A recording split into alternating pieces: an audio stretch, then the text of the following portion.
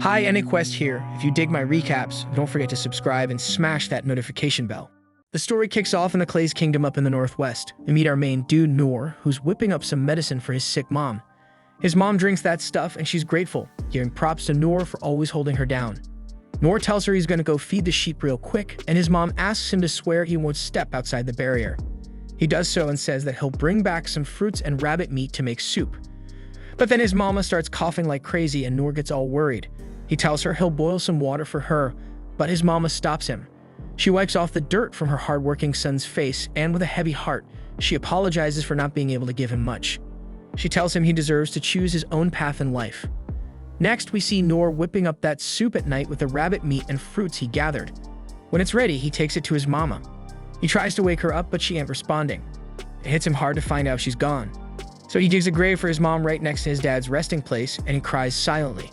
After that, Noor spends his time hunting for food, taking care of his cattle, keeping his house in order, and reading some books. Every day passes with him sticking to these routines, and he feels hella lonely when he ain't busy. One day, he comes across an old book in his house. As he reads it, he remembers it's the same book his dad used to read to him back in the day. His dad used to tell him about adventurers, how they could break curses in creepy forests, study magic to become badass wizards, team up to take down massive monsters, and even score an all-curing elixir from the Spirit King. No matter what kind of crisis they faced, they fought to protect the weak, their crew, and straight up obliterate evil. That got Noor all hyped, and he kept bugging his dad for more stories about them. Back in the present, Noor remembers his mom telling him to decide how he wants to live his life, so he starts thinking about becoming an adventurer. The next day, he lays out a ton of feed for his cattle, says his goodbyes to his mom and dad, and lets them know he's heading to the city on his first trip to become an adventurer. With a bit of hesitation, he steps outside the barrier around his house. After days of traveling all alone, he finally makes it to the city. He enters the city and asks the gate guards for directions to the guild, and they point him in the right direction. Once he's in the city, he's all wide-eyed like a country bumpkin, seeing crazy new stuff for the first time, and everything gets him hyped. He heads over to the Adventurers Guild, but the guild master tries to brush him off, saying it ain't no place for kids. But Noor ain't having it. He tells the guild master that the gatekeeper sent him here because he wants to become an adventurer. The guild master tries to talk some sense into him, saying he's making a dumb decision and his parents would be worried sick. But Noor drops the bomb that both his parents are already dead. When asked for his name, he introduces himself. The guild master mentions that Noor should start by going to the training school if he wants to be an adventurer. But he warns him that it might be tough since they never had a candidate as young as him. Noor asks what the training school is all about, and the guild master explains that everyone who wants to join the Royal Capital's Adventurers Guild gotta pick a training school. He'll have to choose his adventurer class there and train up, learning all sorts of useful skills to be a real adventurer. Now, Noor, being a country bumpkin, has no clue about skills. The guild master breaks it down, saying they're talking about sword techniques, magic, and all that kind of stuff. This gets Noor all hyped, and the scene switches to him at a swordsman training school. He's thinking he's gonna be like some hero who can take down a dragon the size of a freaking mountain with one swing. He starts training in swordsmanship, and one by one, the other students start unlocking some sick sword skills. Noor keeps training, but he's low-key jealous watching them. Fast forward a few months, and we see everyone else making progress, but Noor's still struggling. He keeps training, but his instructor tells him to quit. But Noor wants to keep training more, but the instructor shuts him down, saying he'd just be wasting his time. According to the instructor, Noor's a talentless loser who's only learned how to parry. He straight up tells Noor to find another path, and suggests checking out the other training schools to unlock his potential. So Noor decides to give the warrior school a shot, thinking it's cool because he can be on the front lines protecting his crew. He goes through some hardcore training there, but still, he ain't making any progress. After grinding for several months, his instructor straight up tells him to bounce because all he managed to do was buff himself up a bit with physical enhancement. The instructor warns him that he's gonna end up dead if he keeps pushing down this path. So Noor decides to give the hunter training school a shot, but he fails there too. The instructor straight up tells him he ain't cut out for delicate tools like bows. Noor ain't letting that stop him though.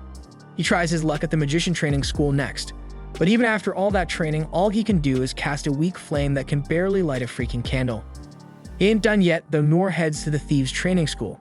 But no matter how hard he tries, he can't get the hang of disarming traps, picking locks, or detecting presences. He's gotta quit that too. It's one fail after another. Finally, Noor gives the cleric training school a shot. But no luck there either. After months of training, all he can do is a basic healing spell that can treat some scrapes. He then heads back disappointed to the guild, and the guild master is shocked to learn that he couldn't learn a single damn thing even after all that training. The guild master straight up tells him he ain't got what it takes to be an adventurer. So this talentless loser leaves the city in disappointment, heading back to his house. He tells his parents that he ain't got no talent for adventuring, but he ain't giving up. He's determined to try harder than anyone else. He crafts himself a wooden sword, remembering what his sword instructor told him about his one skill potentially turning into something else if he keeps honing it. So he focuses on his parry skill, training day and night, dedicating his life to it. A year passes by and we find out Noor's trained his parry skill to deflect 10 swords at once. He ain't developed any new skills yet, but he feels like he's moving forward. 3 more years pass and now he can parry 100 swords at once, but still no new skills. But our boy ain't giving in. He keeps training non-stop, breaking his sword in the process and healing his scratches with his weak healing skill. Fast forward 10 more years and now Noor can parry 1,000 swords at once. He realizes he hasn't missed a single day of training in the past 14 years, but he still ain't learned a damn new skill yet.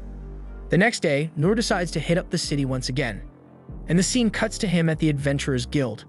The guild staff checks out his skills: parry, physical enhancement, stone throw, feather step, tiny flame, and low heal. She wonders if he's really sure about registering with these weak-ass skills. She starts talking about the training school system and how it can level up his skills, but Noor says that he already studied under all of them already. This puts the girl on the spot and she don't know what to say. Noor peeps the situation and realizes he ain't gonna be able to join the guild. He wonders if there's truly no way for him to get in. Then the guild master rolls up and he has a hard time recognizing the grown-up Noor. But after a good look, he figures it out. Noor spills about what he's been up to all this time, and the guild master can't believe that after all that training, all Noor got is a slightly stronger parry. The guild master breaks it down for Noor, saying adventurers are ranked from S, the strongest, to E, the weakest. To register as an E-ranked adventurer, you gotta have at least one useful skill. But Noor doesn't even got that. Noor starts thinking it might be time to give up on his dream if that's the case. But the guild master tells him it ain't completely hopeless yet. He mentions there's a legendary rank below E that not many people know about. Noor gets all hyped because he can join as an F-ranked adventurer, but the guild master lays down some conditions. He says Noor won't be able to take no hunting or gathering jobs outside the city. He'll only be able to do odd jobs within the city's limits. He thinks Noor might not be down for it since it's meant for beggars to put food on the table, but Noor agrees to join the guild as an F-ranked adventurer anyway. The guild master is hella surprised, but he registers Noor when he insists. Noor is stoked to get his adventurer card and starts taking on odd jobs around the city. He completes them one by one, using his weak-ass skills, and keeps up his sword training on the side. Days are flying by as Noor keeps lending a hand to people all over the city. One day he's chilling by a fire and it hits him. He's finally living his dream, becoming an adventurer who helps others. He knows his skill set ain't gonna get him much more, so he keeps hustling odd jobs around the city. One day he steps up to help an old lady clean her nasty drains, and she's all grateful for his constant help. Then he lands a job at a construction site, and when he wraps up work, he spots a glow coming from a cave along with cries for help. Noor bolts to the cave as fast as he can and sees a freaking minotaur about to take out a girl. Turns out she got some knights trying to protect her, but damn, they stand no chance against that gigantic beast. The monster wipes out the captain of the knights with a single blow, then proceeds to massacre the others like squishing bugs. Blood's flooding the whole area and the girl is straight up horrified. The minotaur sets its sights on the girl, but Noor uses his rock throw skill to divert the monster's attention to himself. The minotaur starts chasing Noor, lunges at him, but he manages to parry its attack. The minotaur keeps coming at him and Noor keeps parrying every damn attack. But with each move, his sword takes a beating. Noor knows he needs to find an opening, but he also knows he ain't got the offensive skills to take down the minotaur, even if he finds one. He notices the girl's still there, and when the minotaur tries to attack her again, he busts out his feather step skill and rushes in to save her, wrecking his sword in the process. He figures, even if he can't be the top-tier adventurer, he's got to hold it down for the girl right in front of him. He recalls his old man's words about the true meaning of being an adventurer. The minotaur swings at him once more, but Noor parries like a boss. This time, the minotaur's axe slips from its hands and boom, the axe beheads the monster. Noor realizes if the fight had gone on any longer, he'd be 6 feet under, so it hits him again how much talent he lacks. The girl thanks him for saving her life and asks for his name, but Noor says he ain't worth remembering and bounces. Some knights show up to rescue the girl, and we see Noor back in town. He can't believe he almost got taken out by a random cow roaming in the streets, and he's dead set on training even harder. A while later, a cleanup crew rolls up to move the minotaur's ass out of there, along with all the folks who died trying to fight it. and Princess Lin feels hella guilty about all the deaths. Right then, her knight Inns comes rushing up and apologizes for not sticking by her side when she went into the damn dungeon because it's her job to protect Lin. But Lin tells her it ain't her damn fault. This was just some basic-ass trial for the throne succession, so it wouldn't make sense to force her knight to tag along. Just then, another knight tells Lin they're gonna head back to the castle soon because Lord Rian wanna have a chat with her, and she already knows what that shit gonna be about. Back at the castle, Lord Rian just finished talking to Lin trying to understand what the hell happened, but none of it making sense to him. The only way a Minotaur could end up in that part of the dungeon is if someone straight up summoned it with magic. And the knight agrees with that assumption. He thinks the whole incident got something to do with a merchant found dead at the scene with a ring. And when they checked it out, they realized the damn magic stone in the ring got a crazy high level of purity, something you don't normally see on the market. A Minotaur ain't no joke, it's an A-level demon, so no random rich dude could just buy something that can control one. Plus, the crest on the ring suggests it came from the magical empire of Doritas. So Rian think the Doritas people are behind this shit because they always had beef with him. But even then, the fact that they straight up tried to assassinate Lin and didn't even bother getting rid of the evidence, it gotta mean they're trying to bait Rian into starting a war so they can take over the damn dungeon. Aside from that, Rian also gotta think about the guy who saved Lin. According to the reports, dude managed to whoop the Minotaur's ass in seconds with just a broken sword. And on top of that, the castle spies tried to tail him when he was leaving, but the dude straight up vanished right before their damn eyes. Rian can't believe what the hell he's hearing, so he's hella curious about finding out who this mysterious warrior is. Meanwhile, Noor just rolled back into the damn guild and the guild master looking hella surprised because he thought Noor got himself killed. He heard about a demon popping up in the dungeon, and that shit was right next to the construction site where Noor was working. So he figured Noor must have bit the dust. Noor apologizes for causing worry and explains that he had some shady folks tailing him last night, so he had to shake them off and went home without reporting what happened. The guildmaster saying Noor is lucky to be alive because a Minotaur is a damn demon so strong that even an A-rank adventurer would get insta-killed if they had to face it. Noor is still clueless about the fact that the guildmaster talking about the same damn creature he slayed, so he asks what happened to this demon and the guildmaster tells him some mysterious dude took it down. Noor still ain't connecting the dots and just goes on with reporting the jobs he finished today. The guildmaster hands over his payment but reminds Noor he is better off getting a regular-ass job because he'd make more dough that way. But Noor doesn't give a damn about the money, long as he gets to be an adventurer. Right then, Lin sneaks up behind Noor and says she is damn glad she finally found him. She apologizes for invading his privacy, but she really wanted to meet him again, so she used her long-distance detection skill to track him down. Noor assuming she must be some thief-class adventurer if she got a detection skill. But Lin says she actually a magician, she just has skills in all kinds of classes, even if they are basic. The guildmaster and the other folks in the guild start recognizing Lin, so she asks if she and Noor can talk outside. But before they can leave, the guildmaster grabs Noor and asks what the hell he did to make Lin want to talk to him. Noor says he ain't done no illegal shit, meaning he ain't in no damn trouble. So the guildmaster tells him to go with Lin and make sure he don't do nothing stupid. Outside, Lin uses one of her skills to cloak herself and Noor so nobody can see them. And once they find a secluded spot, Lin apologizes again for intruding on Noor, knowing a dude with his power probably got a lot on his plate. Noor says it's all good and Lin starts off by thanking him once again for what he did because not only did he save her life, but he also saved a whole bunch of people in the nation. Noor ain't thinking he deserves all that hype because all he did was take down a damn cow. Hell, he's pretty damn sure Lin could handle it on her own if he hadn't shown up. No clue how he came to that conclusion when he saw that same cow slaughtering a bunch of knights.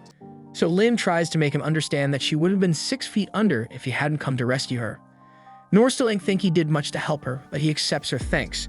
But then Lin talks about offering him a reward to show her gratitude for his help. Noor straight up tells her that a simple thank you is all he needs, so she doesn't gotta give him nothing else. Lin keeps insisting on giving Noor a reward, and now her old man wanna meet him too. But Noor deadass don't want any damn reward. Lin try one more time to get him to accept, but Noor standing his ground with his no reward policy. Lin getting desperate, asking if there's anything she can do for him, or if she can even get him his own territory.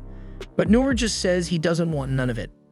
Lin starts crying and telling Noor he gotta accept her gratitude and she ain't moving from this spot till Noor says he'll accept something from her. Noor remembers a time when he pulled this same tantrum move to get a cleric to train him. And because he doesn't want Lin standing here for hours, he ends up agreeing to meet her old man, but he still doesn't want no fancy-ass gifts. Lin is happy as hell to hear that, so she says Noor should stick close to her, and she'll use her concealment skills to make sure nobody spots them. Eventually, Noor brought to Lin's house. and as he gets led inside, Lin asks for his name, which Noor is happy to provide. But Noor is still clueless about who Lin is, so she apologizes for being rude and straight up introduces herself as Lindbergh Clays. But damn, that name way too damn long, so she usually goes by Lin. Once Noor peeps this house, he finally get why Lin wasn't kidding about being wealthy. It all makes sense why the guildmaster was sweating bullets about him making a fool of himself. While they strolling, they bump into Inns, and Lin is hella happy to see her. So she runs over and asks where her old man is. Inns tells her he's in a meeting with Rien right now, so he is a little busy. But aside from that, she is curious about the dude standing over there. Lin explains that Noor is the one who saved her life, so instead she'll lead them to Lin's old man. Noor ain't never heard of a royal knight, so he figures Inns must be some kinda homemade knight. One of the folks who loves rocking armor for some weird reason. He also notices that Inns ain't too fond of him, but he got no clue why. While they strolling, they come across this dude chilling by the window. Soon as he spots them, he gets up and asks what Inns up to, and who the hell this random guy is. Inns tells Gilbert to put his damn spear away because Noor is Lin's guest, and it ain't cool to be pointing weapons at guests. Gilbert catches on that Noor must be the dude who saved Lin's life, so he lowers his weapon. Inns asks him to join them in the room because she could use all the support. Gilbert already got a bad vibe about Noor, and Noor can sense that things ain't looking too good for him at this rate, but he keeps on walking. In the throne room, the king is in the middle of a meeting with Rien, and he is hella pissed because it's clear that Doritas don't give a damn about honoring their peace treaty. Rien been expecting this shit ever since the last meeting with the king of Doritas, when he straight up demanded they hand over the rights to the dungeon. Obviously, the demand got rejected, but ever since then, the king of Doritas has been plotting their downfall. Right then, Lin and the crew show up in the throne room, and Lin, all hyped up, goes over to greet her brother and dad. Inns and Gilbert kneel to show respect for the king, but Noor just keeps on walking. Rien notices that Lin wearing that disguised cloak, meaning she must have snuck out without permission. But she says she had no other way to find the man who saved her. The king realizes she's talking about Noor, and Noor apologizes for showing up looking all messy, but Lin insists on coming here as soon as possible. He also mentions he ain't no fancy aristocrat or nothing, so he ain't familiar with all the proper etiquette for these kind of situations. He might accidentally say something rude, but the king tells him it's all good because it's easier to speak without worrying about etiquette. The king reaches out his hand to Noor and formally thanks him for saving Lin's life. Noor brushes it off, saying it ain't no biggie, so a simple thank you is plenty, but the king ain't letting Noor off the hook without a proper reward. He tells Noor he can ask for any amount of cash or land he wants, but Noor still don't want nothing. The king is taken aback, but he ups the ante by offering Noor half of all the treasures they snagged from the dungeon. Rien thinks a reward like that is hella too much to be given to just one dude, but Noor still ain't feeling it though. The king doesn't know what the hell to give Noor because he keeps shooting down everything, so he goes over to his throne and grabs the sword hanging on it as a gift for Noor. Rien doesn't think it's a dope idea to give away such a valuable sword, but the king says it's cool because he never uses it anymore and ain't nobody gonna find out as long as he swaps it with a fake. He hands it to Noor, and as soon as it's in Noor's hand, he can feel how damn heavy it is. From Rien's reaction, Noor can tell that sword is worth mad bucks, and he ain't down to accept no extravagant gifts. But the king says it's just something he picked up back in his adventuring days, so it's all good for Noor to take it. Noor agrees, so the king asks him to give it a test swing. Noor goes along with it and swings the sword in the air, unleashing a crazy amount of force and surprising everyone around. The king props Noor up for swinging the sword with just one hand, but he's got a request too. He wants Noor to help train Lin on how to be an adventurer. But Noor says there ain't nothing he could possibly teach someone as talented as Lin, and besides, Noor thinks Lin should be the one to decide something like that for herself. After that, Noor figures it's time for him to bounce, and as he's dipping, he realizes something special about his sword. It's the perfect shape to fit in the gutters he usually cleans, so he's gonna give it a try tomorrow morning. Before he bounces, Inns rolls up on him and says she wants to chat. First off, she apologizes for her rude behavior earlier because it was completely uncalled for, but Noor says he doesn't mind at all. Her job is to protect the Clay's family no matter what, so she's hella grateful to Noor for saving Lin's life. And to show her appreciation, she promises to have Noor's back if he ever needs help. Noor doesn't want to go back and forth about this, so he just accepts her offer and says he'll hit her up if he ever needs anything. On another note, Inns also warns Noor that he better not talk to the king so casually again, because even if the king let it slide this time, she ain't gonna let that disrespect fly next time. Noor says he gets it, so Inns in a good mood and asks him for his name. When she hears his name is Noor, she seems hella shocked. Noor asks if he did something wrong again, but Inns says it's nothing and bounces. Noor is about to bounce too, but gets stopped by Gilbert, who wants to throw down and challenge him to a fight. Gilbert's leading Noor through some hallway, and Noor is wondering where the heck they going because he just want to go back to work. But to his surprise, Gilbert brings him to a training arena for a mock duel between them. That shocks Noor because he ain't sparred with nobody since his training school days. Gilbert grabs this wooden pole for practice and spills that he's hella famous in the capital, then asks Noor to choose his weapon too. Noor sees this as a sick chance to learn from a vet, so he chooses a regular wooden sword. He knows he ain't gonna be much of a match for Gilbert, but he's still gonna give it his all. Gilbert makes the first move, thrusting his staff at Noor, but Noor dodges that shit with ease. He can see how smooth and efficient Gilbert's moves are, showing off all that training he's done. But for some reason, it looks like Gilbert's moving in slow motion to Noor. He figures Gilbert's just holding back his strength because he's a noob like him.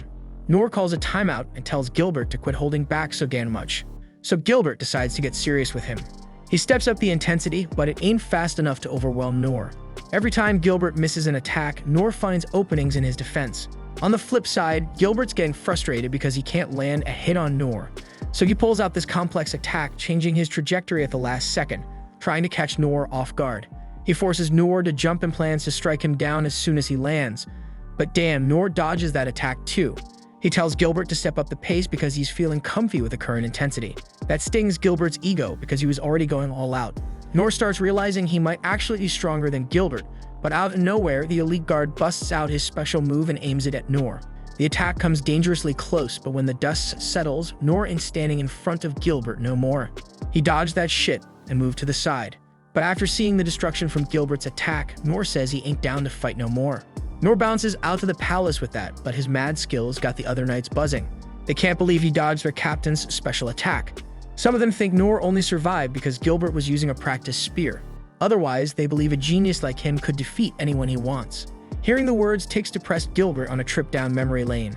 Dune always had mad talent with his spear and traveled all over the kingdom, battling powerful peeps and taking them down. Ain't nobody who could even come close to challenging him, and that shit got him bored as hell. So he rolls up to the capital and joins the knights, hoping to fight monsters because they're stronger than humans.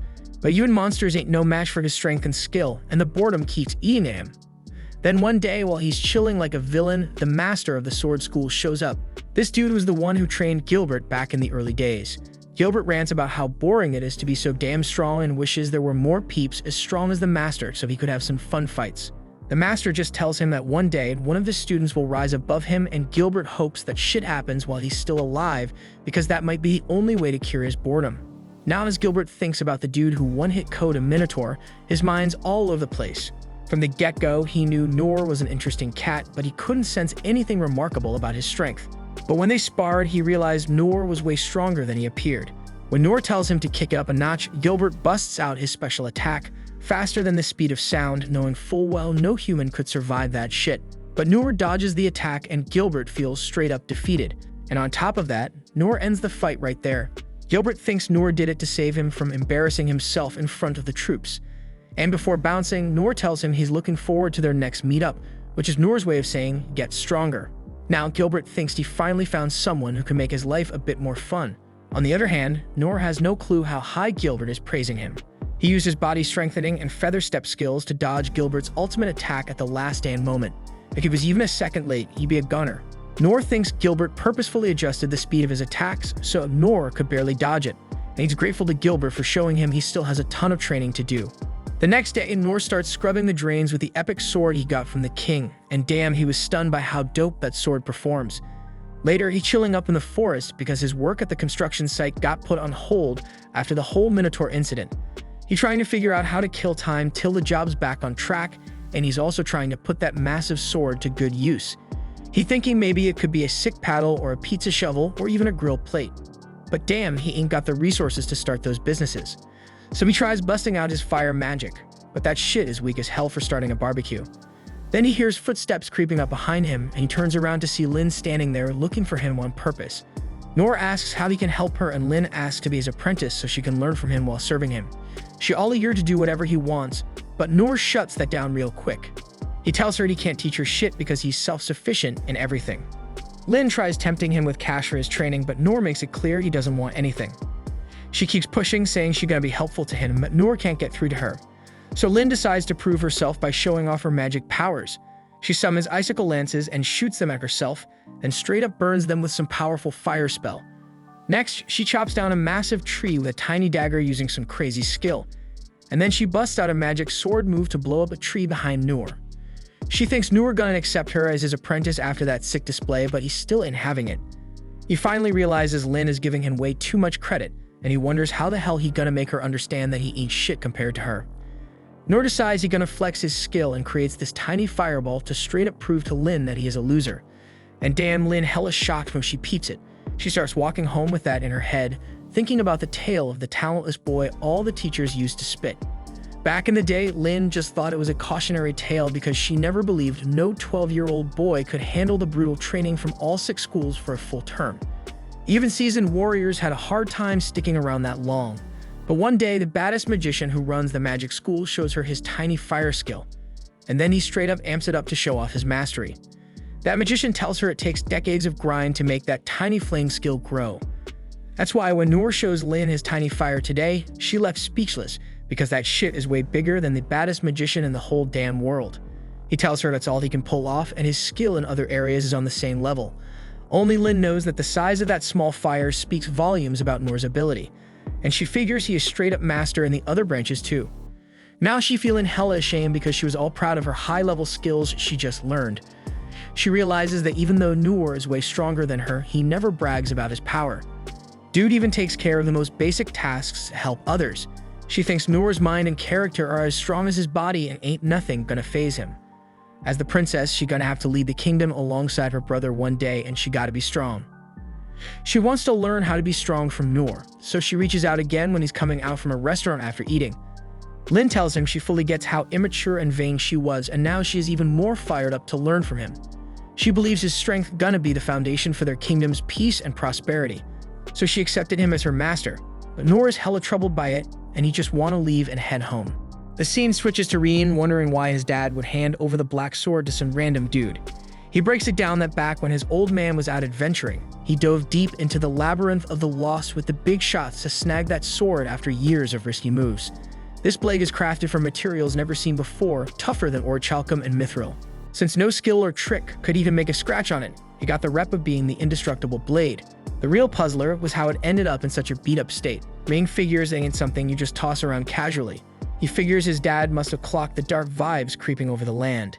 He figures the old man must have bet on that dude, thinking he might be the ace up their sleeve against whatever's rolling their way. Next up, you peep Noor grabbing a bite at a food stand chilling with Lin. He checks if she's good being out here, and she's cool with it. Noor mentions he's thinking of hitting the guild after eating, and she agrees, calling her master. Noor's thrown by this, feeling like he ain't worthy of that title. The more he tries to clear it up, the deeper the hole gets. While he's eating, he figures she should notice he's just regular when she checks out the odd jobs he's on. Cut to him at the guild, and the guild master is surprised to see him with Lin once more. On the low, he asks Noor what's the deal, and Noor says it's complicated.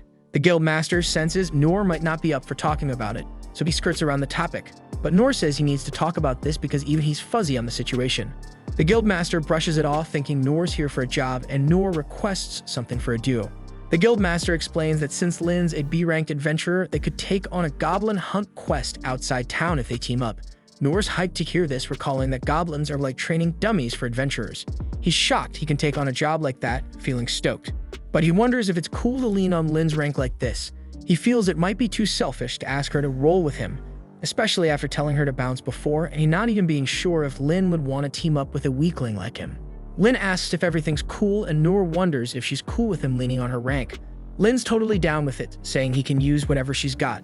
Noor still feels kinda guilty relying on a young girl like her, but he's hyped to finally chase one of his dreams, so he gears up to head out to find those goblins. The guildmaster reminds him that he didn't even spill where the goblins are at, so he swings back. The guildmaster greenlights the mission for them, cautioning Noor to stay sharp because goblins might be weak, but they ain't no joke. Noor nods in agreement, and the guildmaster points them to the goblin spot. He tells them to tally their kills when they get back and to bring back those right ears as proof or they ain't getting paid. Lin peeps that the goblins are chilling in the forest of beasts. The guildmaster mentions they've been scarce lately, so if they strike out, they can snag some herbs instead. They get it and head out for the quest. Next scene, they're at the city gates, get their papers checked by the guards, and get the green light to dip out of the city. Then they hit up the forest of the beasts, and Noor clocks that this place is nothing like the South Woods he's used to. He thinks even the trees are on steroids here, and Lin schools him that the whole ecosystem's different too. Nor asks her what's the deal with goblins, and she explains they mostly munch on fruits and critters, but they ain't afraid to throw hands at folks. If they ain't kept in check, they breed like crazy, and when they're hungry, they hit up human spots. That's why the capital sends adventurers to keep their numbers in check. But the forest divide clicks with goblins, so they can't just wipe them all out. She drops knowledge that this spot's got rare plants and critters, making it a hotspot for newbies to stack some cash. Nor gets it, and Lynn's glad she aced the explanation, thinking he was testing her. Nor sees Lynn's got smarts to match her strength, and he feels like he ain't got much to teach her. They push deeper into the forest, and some light fog surrounds them. Later on, Lynn taps into her detection skill to scope out for goblins, but she's coming up empty, which is odd because they usually bump into some by now. She figures the word on the street about fewer goblins might be legit, then she senses something deeper in the woods. She suggests they investigate, and they push even further into the forest. The place gets darker with all the thick plants around. Lynn schools Noor that this kind of terrain is where goblins thrive. Suddenly, she looks shocked, and Noor asks what's wrong. She reveals that whatever she sensed was right in front of them, but now, poof, it's gone. Noor thinks it might have been a sick monster that croaked on its own, which Lynn agrees could be the case, but they decide to check it out anyway. They can't find anything on the ground, but Noor spots a goblin corpse floating in the air. Lynn senses trouble and casts her Uncover spell, and damn, they uncover a massive hidden goblin emperor. Lynn tries to ID the beast, but before she can, Noor jumps in thinking it's just a goblin, shocked at how much bigger it is than he expected. He can't wrap his head around how these are supposed to be the weakest monsters when this thing's staring him down with green skin, 2 legs, and a mean glare, just like goblins are known for. He can't believe adventurers treat this as small fries, noticing Lynn shaking. He figures she's still green in the combat game despite her skills, so it's understandable. Lynn, though, knows it's a goblin emperor, a subspecies of the goblin king, a top-tier monster. She explains these monsters are man-made, born from forbidden research. This one can chow down on its own kind, sucking up their mana to level up. Noor's clueless about all this, telling Lynn not to trip since it's just a goblin. She wonders if Noor saw this coming, and this is why he tagged along, so she recalls his odd reaction when goblins were mentioned. And then Noor suggests they take down this beast together. Lynn's all in, and they gear up for the showdown. The monster keeps coming at them with tree attacks, but Noor skillfully parries the strikes.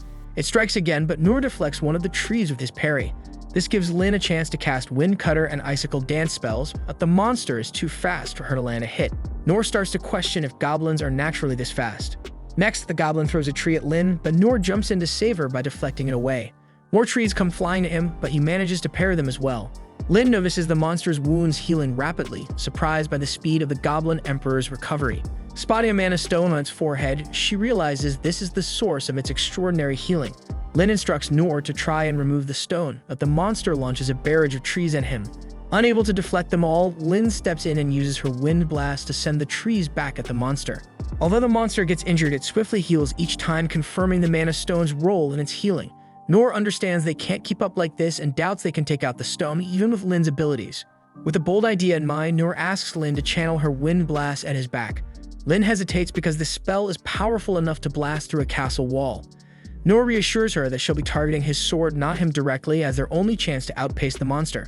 Lynn agrees and casts the Wind Blast on the sword, propelling Noor forward at top speed. The velocity is too much for him, so he combines physical enhancements with Feather Step. Pushing himself to the limit, he ends up breaking a bone, but quickly mends it with low heal magic. Then he leaps and strikes the monster's forehead, causing the crystal to pop out as he tumbles to the ground. The monster's in agony from the attack, and Lynn checks on Noor, making sure he's good. He says that he is fine and tells her to handle the rest. Noor suggests she puts the monster down easy, but she goes and uses Hell Flare, burning it alive, not knowing that's a brutal way to go. Noor is just as clueless for not catching on, so he says a prayer after taking the monster out in the worst way possible. He figures he's had enough goblin hunting for a minute, realizing he should stick to his usual gigs and not get too ahead of himself. He decides he needs to level up before taking on something like this again. Later on, Rian learns about the Goblin Emperor. He checks out the mana stone they got from the monster, seeing that a Goblin Emperor with a stone this size must have been massive. Turns out it was way bigger than a Goblin King, and he thinks it might be linked to the Magic Empire. The mana stone turns out to be the demon's heart from the holy theocracy of Mithra, and he wonders how his sister's doing. The Shadow Company tells him she's only got minor scratches, and Rian's amazed they took it down with so few injuries. The Shadow Company mentions the monster was using a high-level concealment spell to hide. According to Lynn, it must have been there for at least 2 to 3 days. Rian's worried even the Shadow Company missed the concealment spell and wonders how something that big got into their turf. He figures their sensors should have caught it if it was summoned and wonders if there were any warnings. He learns goblin activity has been dropping in the area and thinks it might be going down in other spots too.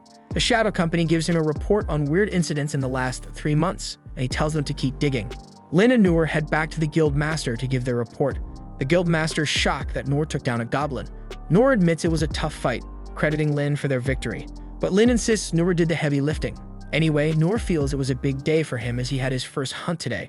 Listening in, the Guild Master assumes Noor was watching while Lin handled the action, thinking it was the right move given Noor's strength, and thinking it must be a good learning experience for him. Noor agrees, mentioning he didn't expect goblins to look like that. Noor points out the gem on the goblin's forehead was its weak spot, surprising the Guild Master. He's used to mana stones being in the heart or throat and starts wondering if what they faced was truly a goblin. Noor turns to Lin for confirmation, and she backs up her master's claim that it was indeed a goblin. The Guild Master speculates it might have been a rare goblin, pondering if they kept an ear as proof. Noor realizes they forgot about that detail, admitting they actually burned the damn creature. Soon after that, Reen gets reports of some weird stuff going down in nearby cities and villages. Folks are hearing strange noises at night, and animals are coming back from the forest all freaked out. In other places, pets are straight up disappearing, and the forests have gotten eerily quiet. Reen thinks this might be a sign that some unnatural monsters have snuck into their kingdom, so he immediately orders his men to send out search parties and get everyone with detection spells on the job. He also tells them to summon the 6 masters of each school because they might need their help. Once his crew is gone, Reen loses it a bit, tossing papers in the air and wondering if the Magic Empire really wants their dungeons so badly that they're willing to go to such lengths. Meanwhile, Noor and Lin are chilling, enjoying some street food with their reward money.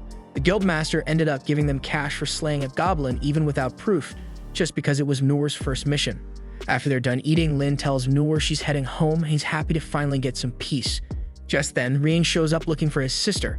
When he sees Noor, he immediately asks him to visit a town in the mountains the next morning.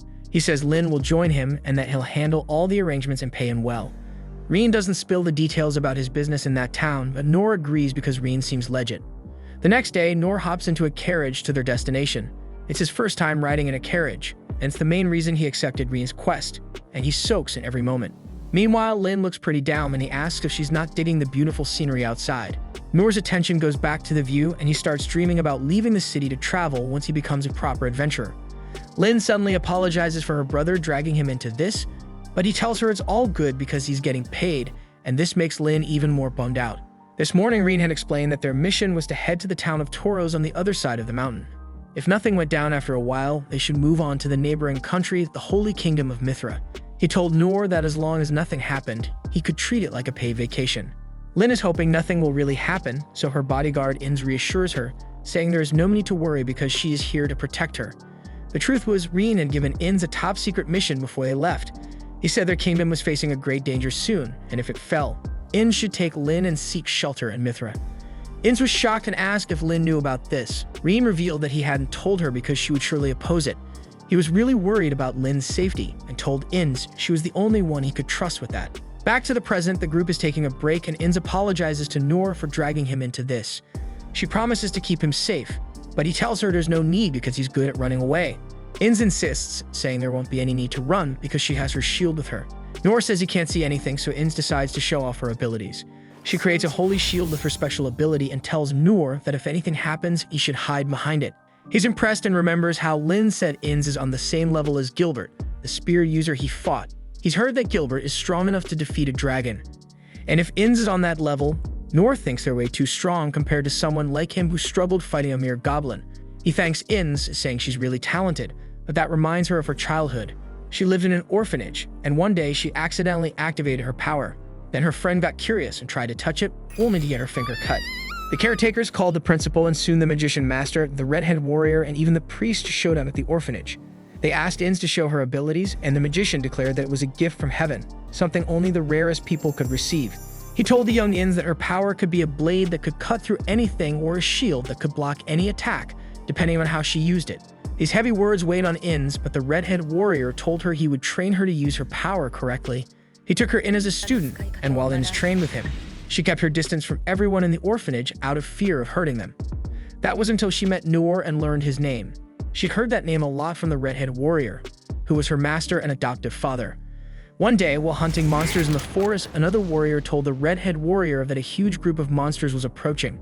The redhead warrior was lost in thought and mumbled that he wished Noor was there at times like this. Inz was curious about the person her father acknowledged, but more than that, she was jealous. Ever since she met Noor, her jealousy had grown, and she wanted to shake off that feeling so she could protect Lin without any weakness. Just then, Noor noticed something moving through the wheat fields, leaving a strange trail. As soon as Lin heard this, she asked the carriage to stop. She used her magic to reveal whatever was hiding in the field, and it turned out to be a huge frog bat hybrid monster. Meanwhile, numerous monsters attacked the capital all at once. Reen commanded the warriors, swordsmen, and hunters to hunt as many as they could, while the thieves were to help the civilians evacuate. King Clays recalled the words of Emperor Doritas, who had told him they would regret not accepting his conditions. He believed that Doritas was behind this attack, and Reen agreed. He thought this might just be a beginning and that they should brace for much worse. Clays asked about the 6 masters, and Reen says they're all out dealing with powerful monsters. The Redhead Warrior and his crew are fighting 3 goblin emperors in the forest, the Sword Master is taking down lizard monsters in the city, and the hunters, magicians, healers, and thieves are all on the job too, and the king's worried they spread them too thin. Meanwhile, just as Lin uncovers the concealment spell on the Black Dragon, it attacks the girl in front of him. Lin and Inz know this monster. It's the Black Death Dragon, which is super dangerous. Noor charges at it without hesitating to protect the girl. He parries the dragon's strikes with his black blade, and Inz notices the girl showed up out of nowhere right when Lin broke the concealment spell around the dragon. Lin realizes the girl's gotta be a demon with monster controlling powers. Her brother once told her about demons who look like humans, but are more like monsters. He said demons are a nasty bunch that wiped out a whole kingdom once and humans hunted them down. So their descendants still hold deep grudges against humans, according to Reen. Back in the present, Inz is sure the girl is a demon who brought the dragon to the city. When Lin used her spell, it must have surprised the girl, and when her control over the dragon slipped for a second, it attacked her. Inz thinks they shouldn't save someone like her, but Noor rushed to help without a second thought. As she watches Noor still fighting the dragon, Inz wonders what he's thinking. Lin says they need to help Noor, but Inz stops her, saying it's too late for him.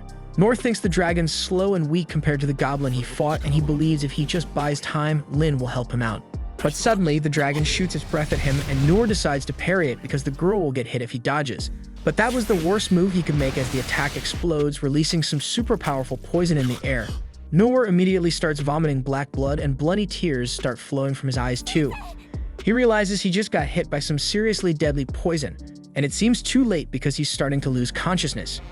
He hits the ground and Lin tries to reach him, but Inz blocks her way with a barrier, saying she'll only get herself killed if she goes near the Black Death Dragon. She creates a barrier by stacking her shields together, hoping to keep Lin safe till she can get away. Lin begs her to let her help Noor, but Inz refuses, saying her top priority is protecting the princess. Then the dragon suddenly launches another round of poison breath, and Inz immediately adds more shields to her barrier. She tells the princess to focus on surviving, but Lin still uses her purification magic, hoping to save Noor. Her magic isn't strong enough, as the black poison covers everything. Inz apologizes to Noor, saying she couldn't save him. Suddenly, a part of the black dragon's claw hits her barrier and the poison cloud disappears. Noor is still fighting the dragon despite being hella poisoned. Seeing him like this, Inz realizes why the Redhead Warrior wanted Noor's help in tough spots. She thinks he's the ultimate shield, always protecting people even if it costs his life. But she also thinks he ain't making it out alive. Meanwhile, Noor keeps parrying the dragon's attacks. He counters its poison breath too, but leaves himself open. He blocks the attack, but that's all he can do before collapsing. He puts his hand to his face, sees the poisoned blood, and thinks he'll somehow manage things this time. Then we see a glimpse into the tragic backstory of the demon kin child. From the moment he and the other so-called cursed children were born, they were cast out by society, despised for their ability to control monsters. They were thrown into cells like animals, forced to eat food that barely passed for scraps. The power to control monsters had once been harmless, just a way to manage livestock. But then some genius decided to weaponize it, using it to control beasts in battle. From that point on, this power was feared and hated. In that hellhole of a prison, the boy endured daily beatings for no reason at all. Whenever he dared to ask what he'd done to deserve such cruelty, they'd beat him even harder, leaving him a battered mess, barely recognizable. As if that wasn't enough, they'd starve him for 3 days straight. After that, he quickly learned to keep his mouth shut if he wanted to avoid even more pain. But the torment didn't stop there. They paraded him like a freak show, putting him on display so the townspeople could spit on him, throw things, and hurl insults, treating him like he was the monster they feared. For most demon kin, this was bad enough. But for him, it was worse because he could read minds. He could hear every vile, hateful thought they had about him all at once. And when people discovered his mind-reading ability, they despised him even more and their violence escalated. Despite all this, the idea of revenge never once crossed his mind. He He hated his miserable existence, sure, but hurting others wasn't something he could stomach. Then one day, his captor gave him a twisted ultimatum: control 2 monsters and send them to attack a neighboring kingdom. In exchange, the daily beatings would be reduced to once a week, and he can get some bread that wasn't completely moldy. But if he refused, things would get even worse than they already were. Hard to imagine, but possible. Desperate, the boy tried to read his captor's mind to figure out his true intentions, but the man wore a magical device that blocked his powers. With no other choice and fear gnawing at him, the boy agreed to the deal, determined to do whatever it took to survive and to protect the others like him. So he sealed himself, knowing he'd have to use those monsters to kill the people of the kingdom. But on the way, the barrier around him shattered and he lost focus for just a second, but it was enough for the monster to break free. As he scrambles to regain control, the frog hits him hard, and that's when it hits him. He's really messed up this time. Because of his failure, the other demon kin are probably going to suffer a hell of a lot more than they did before. But as much as he feels bad for them, he's at least relieved that he gets to die without being forced to kill anyone. That was the one thing he never wanted, to cause pain to others. He just hopes that if he gets another shot at life, he won't be treated like trash again. Maybe, just maybe, he could even have a kind family and eat some good food for once. So he closes his eyes, ready to embrace whatever comes next. But before death could take him, Noor steps in to defend him. The boy can't wrap his head around why someone from the kingdom would risk their life for him. And when the frog spits its poison, both Noor and the boy get a heavy dose of it. Noor had the option to use his basic healing magic on himself to neutralize the poison, but instead, he chooses to save the boy while he keeps on fighting. Soon enough, Noor collapses under the weight of all the poison in his system, but he's still got this unshakable confidence that he's going to pull through. That confidence comes from a memory of his childhood, after his mom had passed away and he returned home. And one day, he ventured out into the forest to gather ingredients for dinner, and after a whole day of foraging, he had a bag full of herbs. He didn't really know what all the herbs were, but he figured, what's the worst that could happen if he just threw everything into a pot for dinner? Well, turns out that was the worst idea ever. Noor found himself bleeding out on the floor because the soup he made was highly poisonous. With no one around to help, he was on the brink of death. Desperate, he used his low heal ability, hoping it would keep him alive just a bit longer. Thankfully, it did the trick, allowing him to survive until morning. Once he could finally stand, he headed outside to wash his face, and then made his way to the library to figure out what the hell he had just eaten. Noor finally realizes the red herb he grabbed was called Dragon Ruin. His mom had even specifically warned him never to eat it, so now he's kicking himself for making such a boneheaded mistake. But being poisoned isn't going to slow him down. Noor fights through the pain, determined to keep up with his daily training even as the poison wreaks havoc on his body. But it's too much, and he ends up collapsing to the ground. With what little strength he has left, he uses his low heal ability, and to his surprise, after blacking out, he wakes up feeling a whole lot better. His stomach ache is gone, which is great, but now he's ridiculously hungry. So he heads back into the forest to find something to eat, all the while being extra careful not to grab another Dragon Ruin plant. As he's inspecting a different plant, out of nowhere, poison spike snake sinks its fangs right into his ass. Noor, not one to take this lightly, punches the snake to death. But these snakes are known for being extremely venomous, and Noor soon finds himself collapsing once again. Now, while anyone else would have been a goner by now, Noor wakes up a couple of hours later, perfectly fine. He can't believe he survived, and since he already killed the snake, he figures why not take it home and cook it up. His logic? If he survived the bite, eating it shouldn't be a problem. And this time he's right, the poison doesn't do a thing to him, and the snake actually turns out to be pretty damn tasty. The next day, Noor decides it's time to put his crazy theory to the test. He tracks down another poison spike and forces it to bite him just to see what would happen. And just like he thought, the venom spreads through his body way slower than it did yesterday. Noor realizes he might have developed some kind of poison resistance. Excited, thinking this might unlock a new skill, Noor goes on a mission to eat anything poisonous he can find. Yeah, he ends up collapsing from a poison overdose more than a few times, but he just keeps getting back up and shoveling more into his mouth, no matter how much blood he coughs up. He never did gain any fancy poison-related skills, but he discovered something else. He actually likes the taste of poisonous things. So right now, even as a monster threatens his life, all he can think about is how damn good that frog's gonna taste after he kills it. The frog tries to flatten him, but Noor backflips out of the way and lands on his feet. The poison's pretty potent, so at first it took his body a minute to fight it off, which is why he collapsed earlier. But now he's totally immune to the frog's poison, so he jumps back into the fight. As the frog attacks, Noor systematically destroys all of its claws, and when it leaps at him, he smashes its face, shattering its teeth in the process. The frog, realizing it's in deep trouble, starts charging up a massive poison blast. Noor figures this must be its last-ditch effort to survive, but to Noor, it's just a free meal. So before the frog can unleash its attack, Noor slams its mouth shut with his sword, causing all that poison to build up inside until the frog literally explodes. Noor is pretty pleased with himself for taking it down, but he can't help but wonder how a poisonous frog like that ended up in this field. Not that he's complaining, the more poison something has, the tastier it is for him. Then he remembers there's a kid behind him, so he turns around and asks if the boy is okay. The boy says he's fine, but Noor can tell the kid looks pretty rough, so he figures he'll have Lin heal him up properly once they're done here. Noor asks the boy what he's doing out here, and the kid, not wanting to lie, straight up tells him that he's the one who brought the frog here. He did it because he promised someone he'd get the frog into the city. Noor's brain starts working overtime, trying to make sense of what the boy just said. And because Noor's got this weird obsession with poisonous food, he immediately thinks of the Black Death Dragon as just another piece of meat to eat. So he jumps to the conclusion that this kid must be a frog farmer. He even figures the boy was hiding in a barrier because he didn't want anyone stealing his precious toxic frog meat. Now Noor's convinced he's totally messed up this kid's meat delivery, so he starts apologizing like crazy. He even offers to pay the kid back for the frog meat even if it takes him years. But the boy shakes it off, telling Noor it doesn't really matter to him. Noor accepts that, but he's still scratching his head, wondering how a young kid like this managed to drag a giant frog all the way here. Hesitantly, the boy admits he has the ability to control monsters, and that's how he got the job done. Noor is blown away, thinking the kid must have some insane skill. But the boy clarifies it's not a skill, it's something he was born with. He also drops the bomb that he's a demon kin. The boy expects Noor to freak out or get mad, but Noor just starts daydreaming about all the things he could do if he had that power. He's thinking about having animals help in the fields, sending messages with birds, and never worrying about monsters again. He even wishes he had the ability himself. The boy, surprised, asks Noor if he really isn't scared of him and his ability.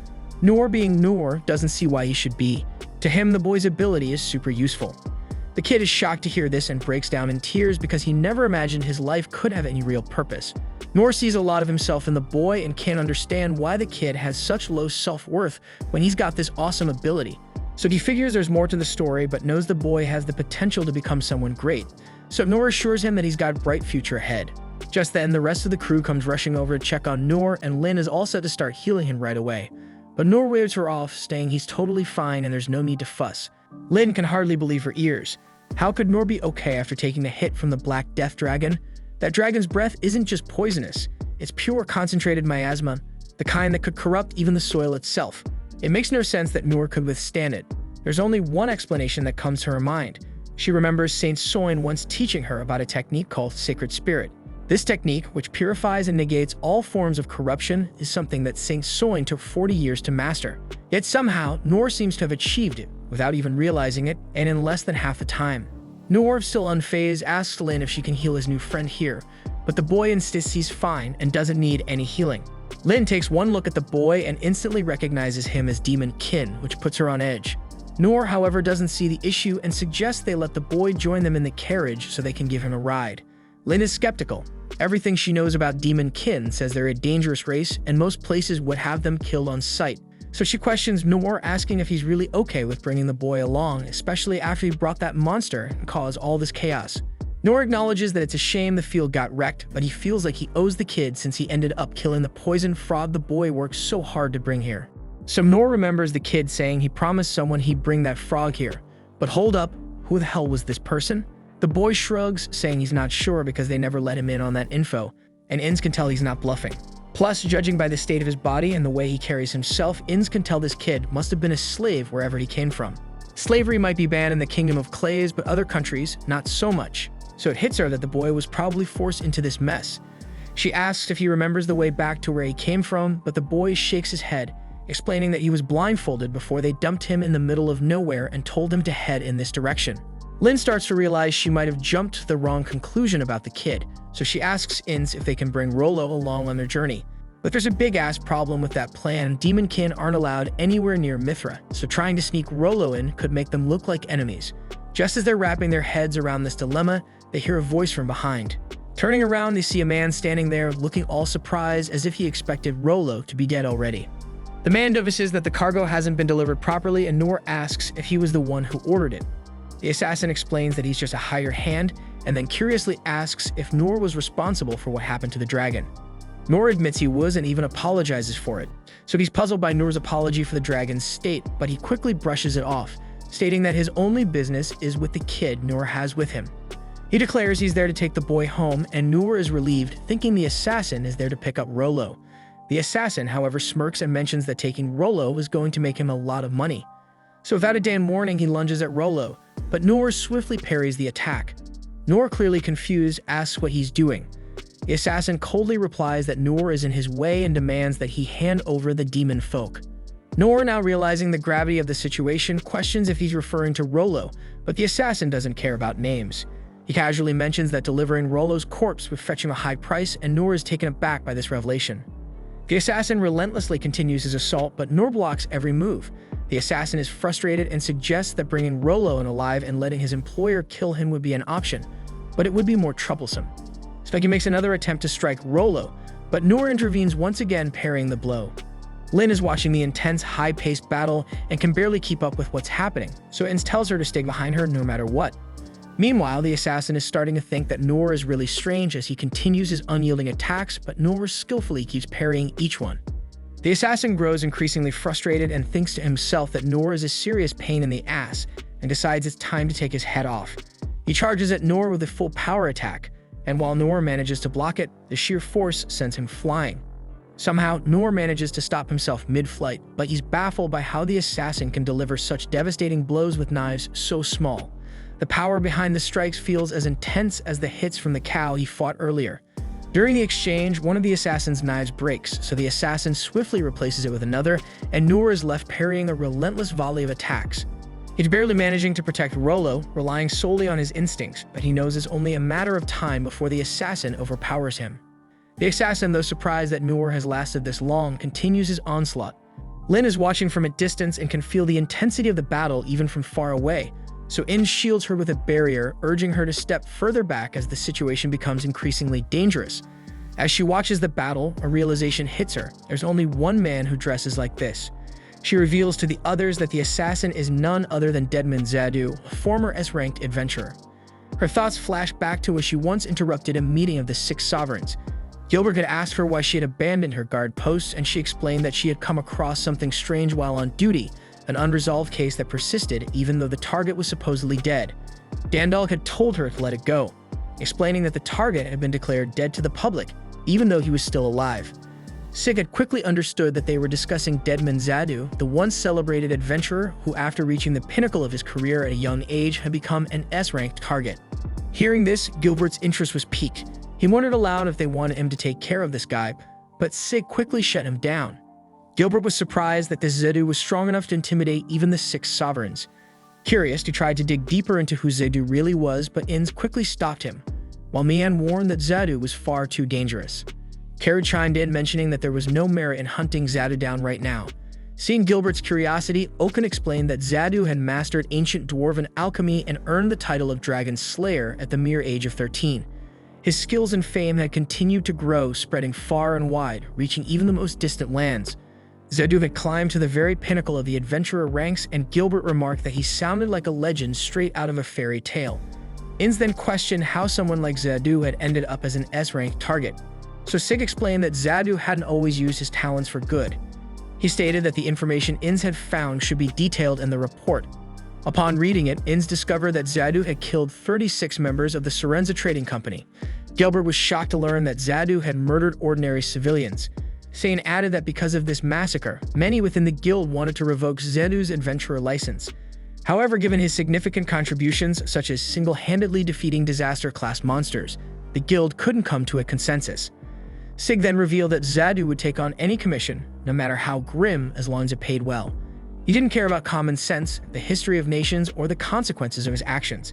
Sig explained that the most extreme example was when Zadu obliterated the entire military of a nation, treating them like mere goblins, and went on to massacre their royal family.